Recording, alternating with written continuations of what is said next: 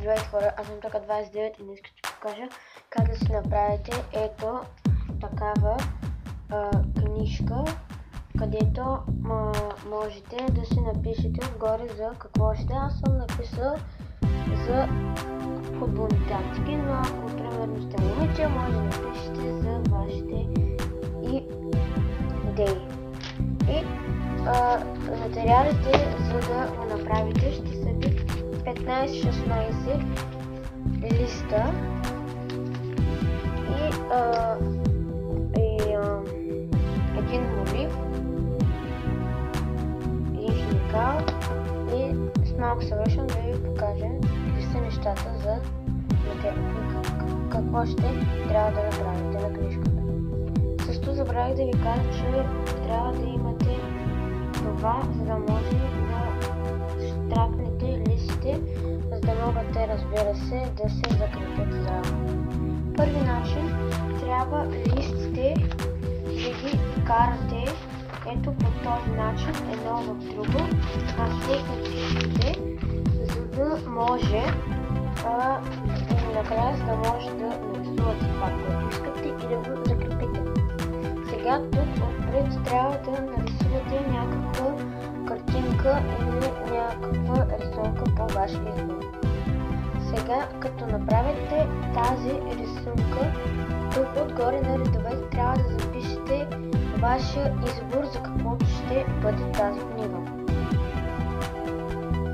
Ето аз записах за какво ще бъде тази тетрадка. Аз съм написал футболни тактики, може да напишете вашето име на Димитър Ковачев и може да напишете някакъв номер за допълнение на тази книга. И сега, като за последно, трябва да закрепите тук така, ето, ще покажа.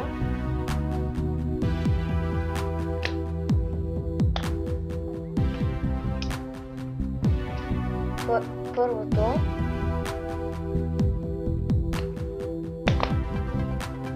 второто, третото и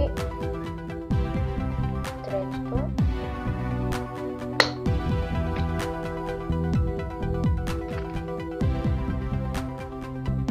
Това ще го махна, защото не се получи много добре.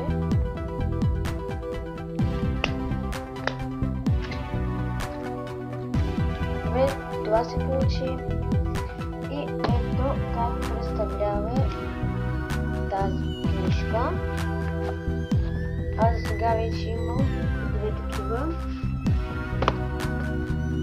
Тази книга мога да я подаря на някой, само някой трябва в коментарите да напише хаштаг Димитър Ковачев или не, хаштаг Така29 и аз ще подаря на този, който е написал първи хаштаг Така29 и ще я дам на него.